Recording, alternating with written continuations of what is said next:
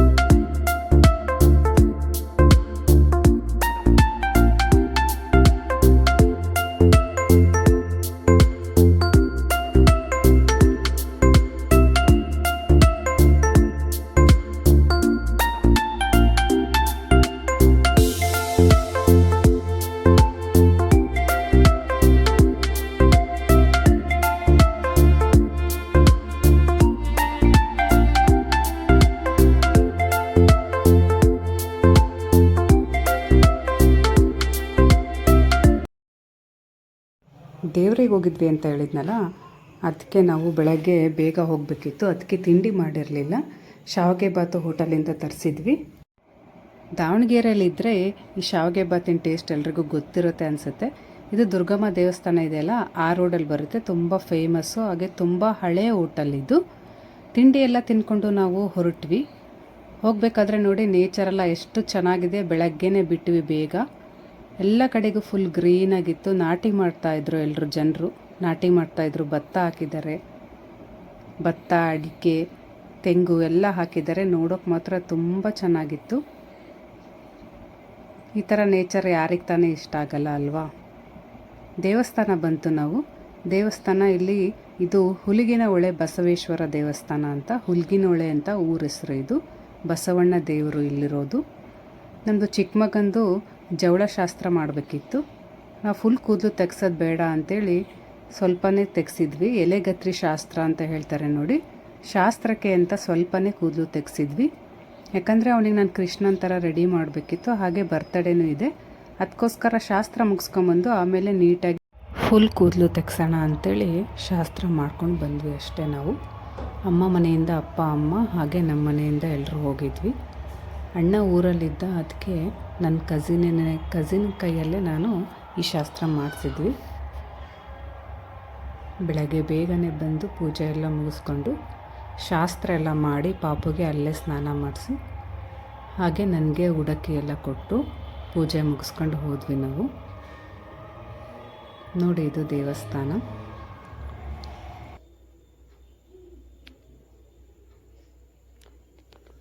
ಸೋಮವಾರ ಟೈಮಲ್ಲೆಲ್ಲ ಇಲ್ಲಿ ತುಂಬ ಪೂಜೆ ಎಲ್ಲ ಚೆನ್ನಾಗಿ ಮಾಡಿರ್ತಾರೆ, ರಶ್ ಎಲ್ಲ ಇರುತ್ತೆ. ನಾವು ವೀಕೆಂಡಲ್ಲಿ ಹೋಗಿದ್ವಿ, ಅದಕ್ಕೆ ಸ್ವಲ್ಪ ರಶ್ ಕಡಿಮೆ ಎಲ್ಲ ಇತ್ತು. ಪಾಪುಗೆ ಶಾಸ್ತ್ರ ಮುಗಿಸ್ಕೊಂಡು ನನಗೆ ಸೀರೆ ತಂದಿದ್ರು, ಹಾಗೆ ಪಾಪುಗೆ ಬಟ್ಟೆ ತಂದಿದ್ರು ಅಮ್ಮ. ಎಲ್ಲ ಕೊಟ್ಟು ನಮಗೆ ಆರತಿ ಎಲ್ಲ ಮಾಡಿ ಪೂಜೆ ಮಾಡ್ಕೊಂಡ್ವಿ. ಪಾಪುಗೆ ಫುಲ್ಲು ಫ್ರೀ ಅನಿಸ್ಬಿಟ್ಟಿತ್ತು. ಅಲ್ಲಿ ದೇವಸ್ಥಾನ ತುಂಬ, ಅವನು ಅಂಬೆಗಾಲಲ್ಲೆಲ್ಲ ಓಡಾಡ್ತಾ ಇದ್ದ. ಖುಷಿಯಾಗ್ಬಿಟ್ಟಿತ್ತು ಅವನಿಗೆ.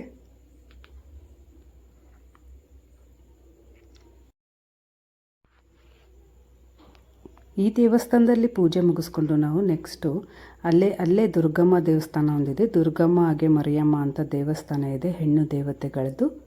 ಅಲ್ಲಿ ಸಹ ನಾವು ಪೂಜೆ ಎಲ್ಲ ಮುಗಿಸ್ಕೊಂಡ್ವಿ. ನೋಡಿ, ಇದು 2 ದೇವತೆಗಳದ್ದು ದೇವಸ್ಥಾನ.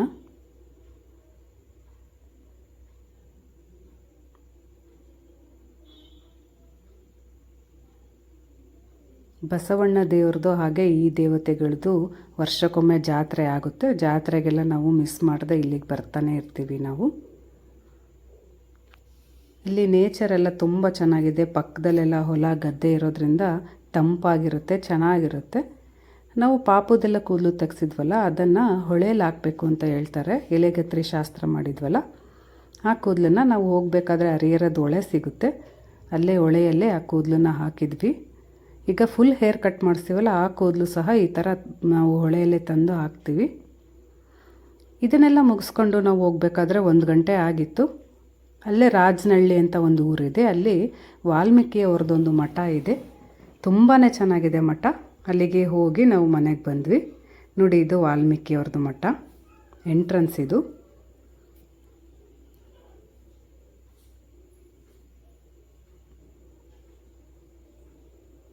ಒಳಗಡೆನೂ ಅಷ್ಟೇ ತುಂಬ ವಿಶಾಲವಾಗಿದೆ ನೋಡಿ, ತುಂಬ ಚೆನ್ನಾಗಿದೆ ಜಾಗ ಎಲ್ಲ ಫುಲ್ಲು.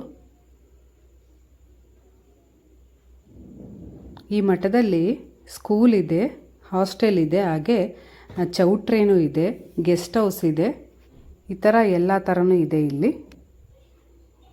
ನೋಡಿ, ಇದು ಎಂಟ್ರೆನ್ಸಲ್ಲಿ ಎಷ್ಟು ಚೆನ್ನಾಗಿದೆ. ಒಳಗಡೆ ಅಷ್ಟೇ ತುಂಬ ಚೆನ್ನಾಗಿ ಗಿಡಗಳನ್ನೆಲ್ಲ ತುಂಬ ಚೆನ್ನಾಗಿ ಮೇಂಟೈನ್ ಮಾಡಿದ್ದಾರೆ. ಸುತ್ತ ಎಲ್ಲ ಗಿಡ, ಎಲ್ಲ ಥರದ್ದು ಗಿಡಗಳು ಹಾಕಿದ್ರು.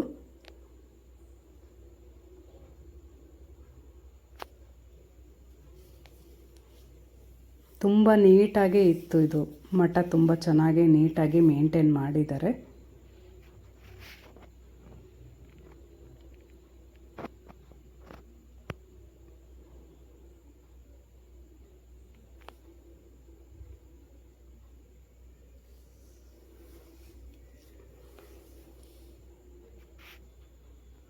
ಹಾಗೆ ಒಳಗಡೆ ಬಂದರೆ ವಾಲ್ಮೀಕಿ ಗುರುಗಳದ್ದು ಒಂದು ಮೂರ್ತಿ ಇದೆ, ಮಹರ್ಷಿ ವಾಲ್ಮೀಕಿಯವ್ರದ್ದು ಒಂದು ಮೂರ್ತಿ ಇದೆ. ಅಲ್ಲಿ ಪೂಜೆ ಸಹ ಅಲ್ಲಿ ಮಾಡಿದರು. ಹಾಗೆ ಪಕ್ಕದಲ್ಲಿ ಪುಣ್ಯಾನಂದಪುರಿ ಅಂತ ಒಬ್ಬ ಸ್ವಾಮೀಜಿಯವ್ರದ್ದು ಒಂದು ಗುರುಗಳದ್ದು ಒಂದು ಮೂರ್ತಿನೂ ಸಹ ಇದೆ ಇಲ್ಲಿ.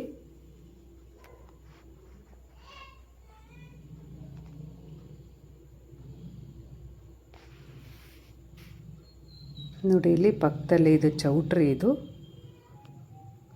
ಇದೆ.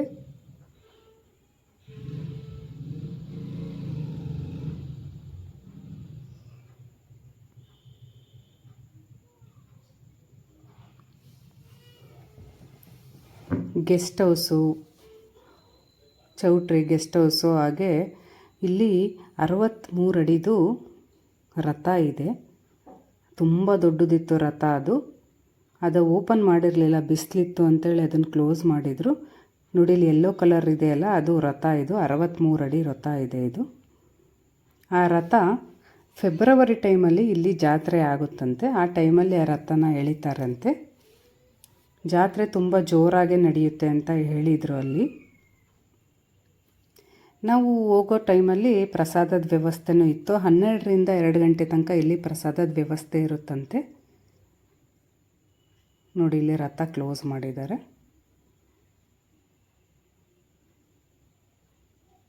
ನೋಡಿ, ಈ ಥರ ವ್ಯೂ ಈ ಥರ ಇದೆ ಇಲ್ಲಿ.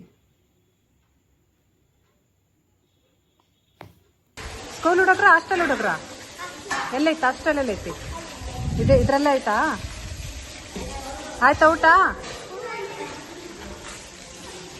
ಏನು ಜಗಳ? ಹಾಸ್ಟೆಲ್ ಮಕ್ಕಳೆಲ್ಲ ಊಟ ಮಾಡ್ಕೊತ ಹೋಗ್ತಾಯಿದ್ರು. ನೋಡಿ, ಇಲ್ಲೆಲ್ಲ ಪ್ಲೇಟ್ಸ್ ಇಟ್ಟಿದ್ದಾರೆ. ನಾವೇ ತೊಳೆದು ನಾವೇ ಇಡಬೇಕಲ್ಲೆಲ್ಲ.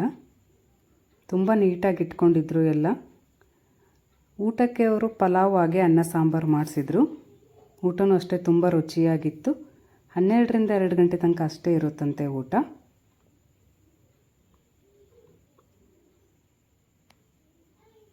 ನಾವು ಊಟ ಎಲ್ಲ ಮುಗಿಸ್ಕೊಂಡು ಮನೆಗೆ ಬರೋ ಅಷ್ಟೊತ್ತಿಗೆ 3 ಗಂಟೆ ಆಗಿತ್ತು. ಮಧ್ಯಾಹ್ನ 3 ಗಂಟೆ ಆಗಿತ್ತು. ನೈಟಿಗೆ ನಾನು ಈ ನುಗ್ಗೆ ಸೊಪ್ಪಿತ್ತು, ಆ ನುಗ್ಗೆ ಸೊಪ್ಪಿಂದ ಉದ್ಕ ಮುದ್ದೆ ಮಾಡಿದ್ದೆ. ಈ ವಿಡಿಯೋ ನಾನು ಶೇರ್ ಮಾಡಿದ್ದೀನಿ ನೋಡಿ. ನಿಮಗೆ ಇದು ಸಾಂಬಾರಿಂದು ಈ ಪಲ್ಯದು ಬೇಕಾದರೆ ನೀವು ಒಂದು ಸಲ ಚೆಕ್ ಮಾಡ್ಬೋದು. ತುಂಬ ರುಚಿಯಾಗಿತ್ತು. ತುಂಬ ಆರೋಗ್ಯಕ್ಕೆ ಈ ನುಗ್ಗೆ ಸೊಪ್ಪು ತುಂಬಾ ಒಳ್ಳೆಯದು ಇದು. ಓಕೆ ಫ್ರೆಂಡ್ಸ್, ಇವತ್ತಿನ ವಿಡಿಯೋ ಇಷ್ಟೇ. ಮತ್ತೆ ನಾನು ನಿಮಗೆ ನೆಕ್ಸ್ಟ್ ವಿಡಿಯೋದಲ್ಲಿ ಸಿಗ್ತೀನಿ. Thanks for watching friends. ಹೀಗೆ ಸಪೋರ್ಟ್ ಮಾಡ್ತಾಯಿರಿ. Thank you so much.